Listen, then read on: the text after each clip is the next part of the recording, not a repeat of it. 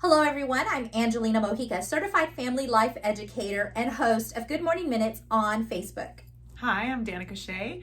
I'm a licensed master social worker.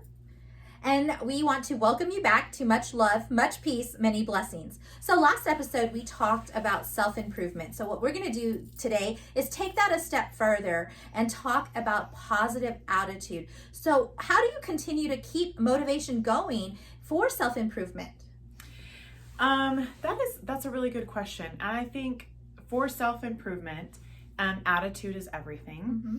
And what do we talk about when we're talking about attitude? Really, for me, attitude is just the perspective that you're taking, and the perspective that we take on how we view something changes. It's a game changer. It's everything. Mm-hmm. And we typically think of that the glass is half empty or half full. There was one example that I came across. I don't know when it was, but I loved this, and it was, somebody can be looking at a rose bush, and one person will see all the beautiful roses on it, mm-hmm. while the other person may see all those thorns. So I just love that example because, mm-hmm. I was like, wow, that's so powerful. So I really think a way to keep motivated is keeping a good attitude, a good perspective on things. And I think you're right, Shay, when you talk about that thorn bush, because it's all on how you perceive yourself and what's going on around you. And that's going to take work. So how do we achieve that positive attitude? I mean, it's not something that we're born with, that's for sure. Yeah, it's really one huge thing I think is, obviously everything boils down to our thought life. So I ask my clients all the time, who talks to you the most throughout the day?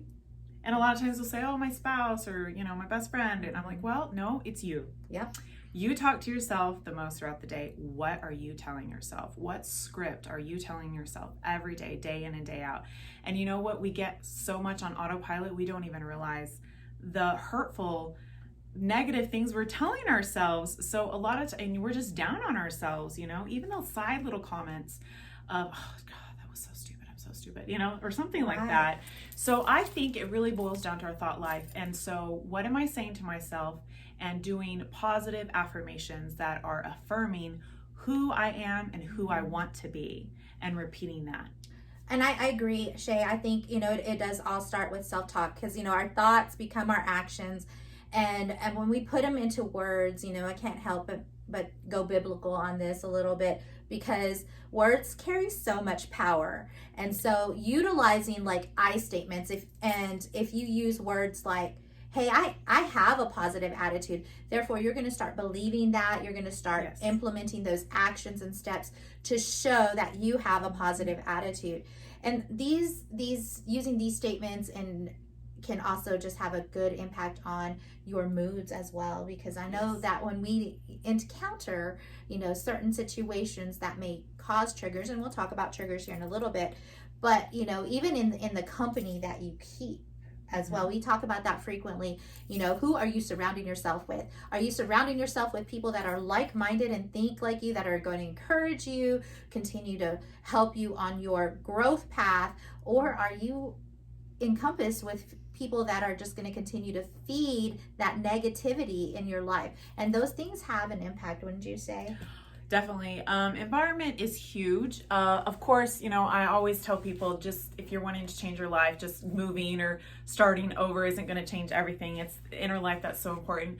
But environment is huge. Mm-hmm. It's very impactful. I've even seen in my life how I've gone from different, careers and job situations, and how I've even changed a little bit my personality or the way I'm talking because of different people I'm around.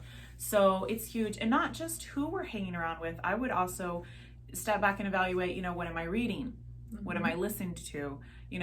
What am I exposing? Because that's the two ways we learn, is emotional impact and repetition. So repetition is, and we're typically doing the same thing every day, because most everything we do is habit. Mm-hmm. So what habits am I repeating day in and day out? So that's a really good way to stick with the self-improvement. And this that we're talking about is just really taking a step back and thinking, what am I surrounding myself? What am I saying to myself? And I love that you said the I statements, because that's huge. Mm-hmm. We're saying, I am what? I am something. And you're right. You say it enough, we start believing it. Absolutely. And I think that's where it all starts, because having a positive attitude and self-improvement, it's going to take work. And you want to get to a point to where you have an optimistic outlook, because it's, I mean, and even in the world today and all the things that are going on, it's so hard to see the beauty in the midst of all the ashes, wouldn't you say? Yeah. You just really have to make a decision. You know, I'm going to view things this certain way. It doesn't matter what other people are thinking around me or how they're deciding to view, because at the end of the day, you know, we always control how the choices we make. We always control how we're going to view something. And we, you know, we can't blame other people for that. That's right. That's always our choice. That's right. So, yeah, I mean, we have to be accountable. We have to be responsible for the choices we make, because everything, and you know, I talk about this in my Good Morning Minutes when I'm on Facebook, and everything you choose is going to have a consequence, whether it's a bad consequence or a good consequence. But the catalyst there is that you had the choice to make, and you know, you understanding what direction your life is going, that'll help you in guiding. But you want to also avoid those triggers. You want to also avoid things that don't make you happy. And how do you do that? You ask yourself, what makes me happy? You know, and then even going through the experiences that you go through, you begin to learn, hey, you know, certain situations don't make me happy, you know, and so you learn from those and you grow from those by saying, okay, these are the things that I need to avoid, wouldn't you say? Exactly. It's looking at that end result and saying, you know, is that the end result I want in my life? Basically, yeah. Does that make me happy? You know, because a lot of people might say, well, that's so superficial, but is it really? I mean, we're all doing things, you know, and, you know, is it bringing me happiness? Is it bringing me joy and peace? So if I look at the end result and that's not what I want, then I need to go back and change the thought. That'll change that action, and then change those habits. And that's how I can change the outcome to anything. Absolutely. And I think that's the beauty in life, because you know what, we are creatures of habit, we are creatures of evolution, and we, you know, we're gonna seek to find out who we are, what we like, and through that process we're gonna learn so much about ourselves, if you allow yourself to, and not take on the negative mindset of you are your mistakes, because you're not your mistakes at all. You can learn and grow from your mistakes. And I think the beauty in life is that you can sit there and say, hey, this did not work out for me, so now moving forward, what do I need to do to reverse and go back and do the path that I want to do, and take on that mindset of I'm going to do better. And yes. you can. Yes. And, you know, two things I wanted to say about what you're saying is, we look at the end result, and if I'm not happy with that, it's okay not to beat myself about it, and not look at it as a failure. No, just say, oh, that's a lesson. That's a lesson, and we move on. Because if I stay there, if I ruminate, and I just get stuck, and that's not bringing anything good either.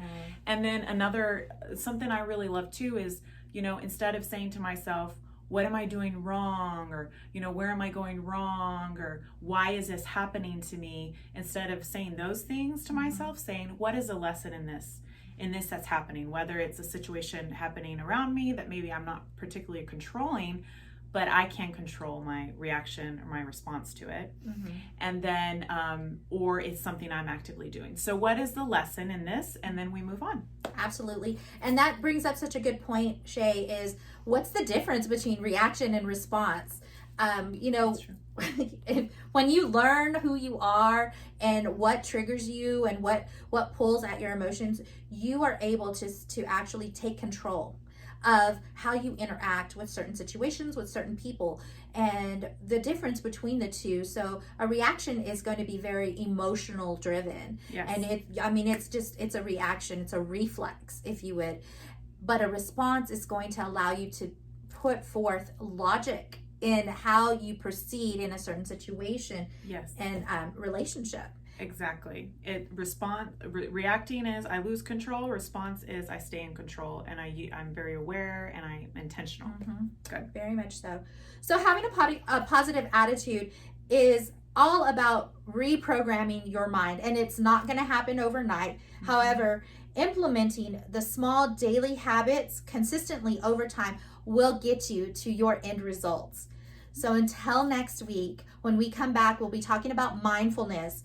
If you like what you heard, give us a thumbs up and hit subscribe. Yes. I'm Angelina. I'm Danica Shea. Much love, much much peace, peace, many many blessings. blessings.